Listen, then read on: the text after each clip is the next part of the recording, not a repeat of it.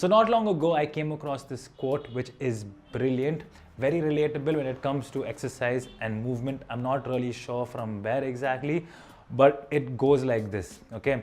If you train with dysfunction, you facilitate more dysfunction.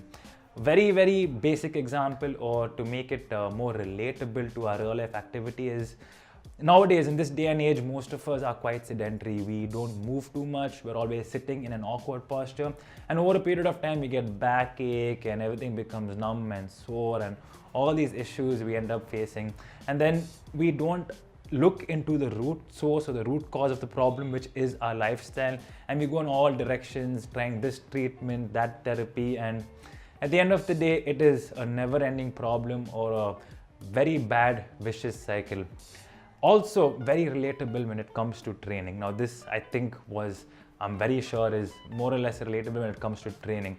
When you train with dysfunction, or when you train not in the most optimal or proper form, you are by default going to get injured. And I've seen this time and again.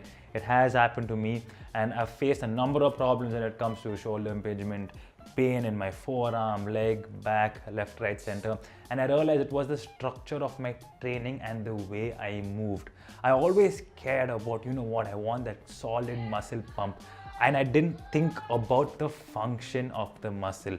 This is where most of us look out. We look at, okay, fine, we want to train chest because we want to do this to contract the muscle, but you want to first break it down and think, what is the function of the chest? What are the supporting muscles? What are the agonist muscles? This, that, all those things really matter, because your body moves in synergy.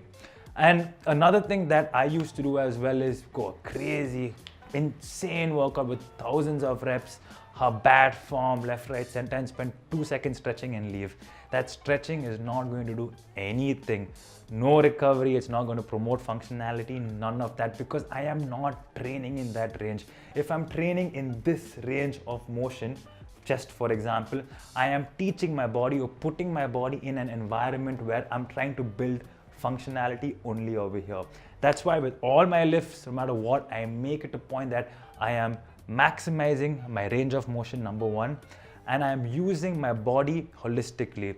When it comes to big lifts, that's why I do love movements like your squat, bench, deadlift, because to a certain degree, you literally recruit almost all the muscle fibers, and it's great. It's very important. So when you train your body in these patterns, or when you treat your body like one unit, train functionally, you get the most out of it. You train your body how to move in synergy, how to have that balance, work on all the stabilizers, make sure everything is well equipped and everything is smooth and functional.